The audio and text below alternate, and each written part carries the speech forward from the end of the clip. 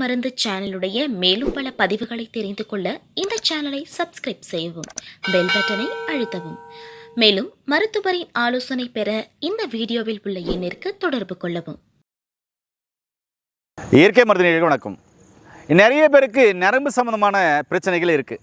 Nervous கம்ப்ளைண்ட்டாக இருக்குது, நரம்பு சம்மந்தமான பிரச்சனைகள் இருக்குது, வெரிகோஸ் வெயின் இருக்குது. அதே மாதிரி நரம்பு வீக்னஸாக இருந்து கை காலெல்லாம் கடகடன்னு ஆடுது, ஸ்ட்ரென்த் இல்லை அப்படின்றவங்களுக்கும் நரம்பு சம்மந்தமான பிரச்சனைகளை சரி பண்ணுறதுக்கு என்ன மூலிகை? ரத்தம் கெட்டு போனால் நோய், ரத்தத்தை தூய்மைப்படுத்துகிற நோய் இல்லை, இதுதான் கான்செப்ட்டு. அப்போ ரத்தத்தை தூய்மைப்படுத்துகிற மூலிகை என்னன்னோ இந்த வீடியோவில் தெளிவாக சொல்ல போகிறோம். வாங்க நண்பர்களே, என்னுடைய கையில் இருக்கிறது தான் சொடக்கு தக்காளி. இது நல்லா பழுத்து ட்ரை ஃப்ரூட்டாக வெளிநாட்டில் நம்முடைய இந்திய ரூபாயின் மதிப்பு 2000லேருந்து 3000, 5000, 10,000 வரையும் கேஜி விற்கிறாங்க. சரிங்களா? இதுக்கு அவ்வளோ வேல்யூ இருக்குது. இதில் எண்ணற்ற ஊட்டச்சத்துகள் இருக்குது.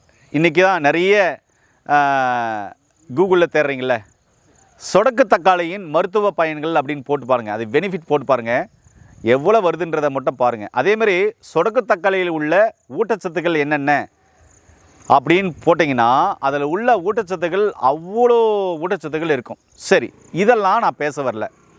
இன்றைக்கி சொடக்கு தக்காளியே எப்படி நம் முன்னோர்கள் பயன்படுத்துகிறாங்க, ஏன் அவங்களுக்கு நரம்பு சம்மந்தமான பிரச்சனைகள் வரல, ஆண்மை குறைபாடு சம்மந்தமான பிரச்சனைகள் வரலை, அதே மாதிரி அவங்களுக்கு இம்யூனிட்டி பவர் ஏன் அளவுக்கு அதிகமாக இருந்தது, நோய் எதிர்ப்பு சக்தி ஏன் இருந்தது, நோய்கள் ஏன் வரலன்றதை நான் உங்களுக்கு புரிய வைக்க போகிறேன். நம்முடைய முன்னோர்கள் சாப்பிட்ட எல்லா உணவுகளிலும் நஞ்சு இல்லா உணவுகள் இருந்தது. இங்கே பாருங்கள், இது எல்லாமே இயற்கை விவசாயம் செஞ்சப்பட்ட ஒரு இடம். முழுமையாக பார்த்திங்கனாக்க ஒரு 4-5 ஏக்கர் ஃபுல்லாகவே பார்த்திங்கன்னா நெல்லாக இருக்குது. அது ஃபுல்லாகவே காம்பவுண்ட் போட்டிருக்காங்க, உள்ளே எதுவுமே வர முடியாது, இயற்கையான விவசாயம் செய்கிறாங்க. இங்கே நிறைய மூலிகைகள் இருக்குது, இந்த மூலிகைகளும் ஃப்ரெஷ்ஷாக இருக்குது. இந்த மாதிரியான இயற்கையான உணவுகளை எடுத்தாங்க, நஞ்சு இல்லாத உணவுகள். ஆனால் இன்றைக்கி அரிசியிலேருந்து, பருப்புலேருந்து, சர்க்கரையிலேருந்து, நம்ம சாப்பிட்ற உப்புலேருந்து எல்லாமே கெமிக்கலாக இருக்குது. குடிக்கிற தண்ணி கூட கெமிக்கலாக மாறிடுச்சு. அதே மாதிரி நம்ம சாப்பிட்ற சாப்பாடு எல்லாமே நஞ்சு கலந்துதான் இருக்குதுன்றதை புரிய வைக்கிறேன், அவ்வளோதான். அதனால் நல்ல இயற்கையான உணவுகளாக, பாரம்பரியமான உணவுகளாக தேடி சாப்பிடுங்க. நஞ்சு இல்லாத உணவுகளாக இயற்கை விவசாயம் செய்கிற நிறைய பேர் இருக்காங்க, மழைநீர்லேயே விவசாயம் செய்கிற நிறைய பேர் இருக்காங்க. அவங்கக்கிட்ட நம்முடைய உடல் ஆரோக்கியத்திற்காக உங்களுடைய உணவுகளை தேடி வாங்கி சாப்பிடுங்க. ஒன்று.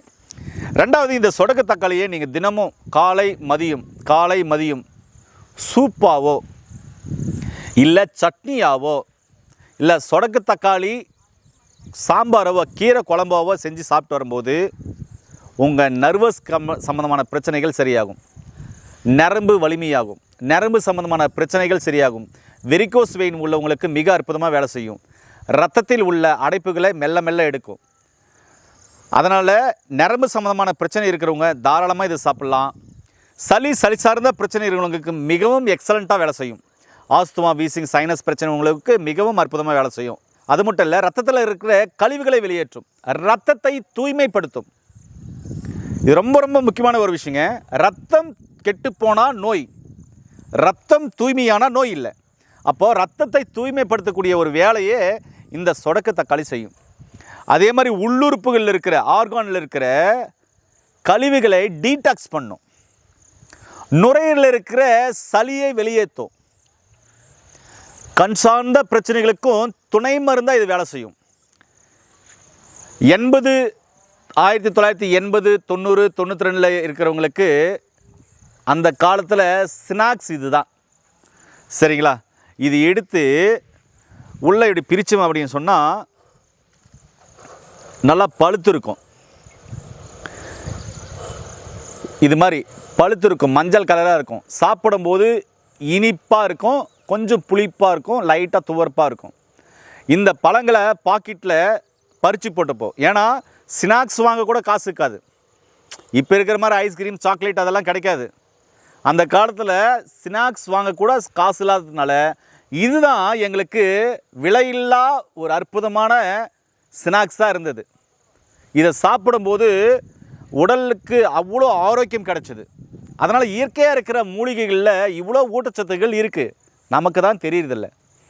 அதனால் தயவு செஞ்சு எங்கே பார்த்தாலையும் சொடக்கு தக்காளியை கீரை குழம்பா தினமும் எப்படி சிறுக்கீரை, அரைக்கீரை, பாலக்கீரை, இது மாதிரியெல்லாம் வெந்தயக்கீரை, இது மாதிரிலாம் தினமும் செஞ்சு சாப்பிட்றீங்களோ அது மாதிரி இயற்கையான மூலிகையாக இருக்கிற இந்த மூக்கிரட்டைக்கீரையை வாரம் 2 முறையாவது 3 முறையாவது உங்களுக்கும் சின்ன குழந்தைகளுக்கும் சமைச்சு கொடுத்துட்டு வாங்க. சாப்பிட்டு வந்தீங்கன்னா நான் சொன்ன அனைத்து நோய்களும் படிப்படியாக சரியாகும். உடலுக்கு தேவையான விட்டமின் கிடைக்கும், மினரல் கிடைக்கும், உடலுக்கு தேவையான நோய் எதிர்ப்பு ஆற்றல் அதிகமாக கிடைக்கும். அப்படின்ற போது நோய் வராமல் நம்மளை பாதுகாத்துக்கலாம். புரிஞ்சுங்களா?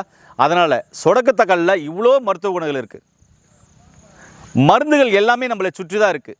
மருந்துனா உணவு மூலமாக மருந்துகள், உணவு மருந்துகளாக எடுத்துக்கிறத விட இது மாதிரி மூலிகைகளாக எடுத்து உங்களுடைய நோய்களை சரி பண்ணிக்கோங்கன்னு தான் சொல்ல வரேன். அதனால் நல்லா புரிஞ்சுக்கோங்க. நரம்பு சம்மந்தமான பிரச்சனை இருக்கா? கவலைப்பட வேண்டாம். ரத்தம் தூய்மை பண்ணுமா? கவலைப்பட வேண்டாம். நல்ல ஜீரணமாகலமா? கவலைப்பட வேண்டாமா? உடலுக்கு ஆற்றல் கிடைக்கணும், எனர்ஜி கிடைக்கணுமா? கவலைப்பட வேண்டாம். இருக்கவே இருக்குது சொடக்கு தக்காளி. இதே முறைப்படி தொடர்ந்து சூப்பாவோ கூட்டாவோ இல்லை கீரை குழம்பாவோ செஞ்சு சாப்பிட்டு வாங்க. உங்கள் உடலுக்கு தேவையான நோய் எதிர்ப்பு ஆற்றல் கண்டிப்பாகவே கிடைக்கும்.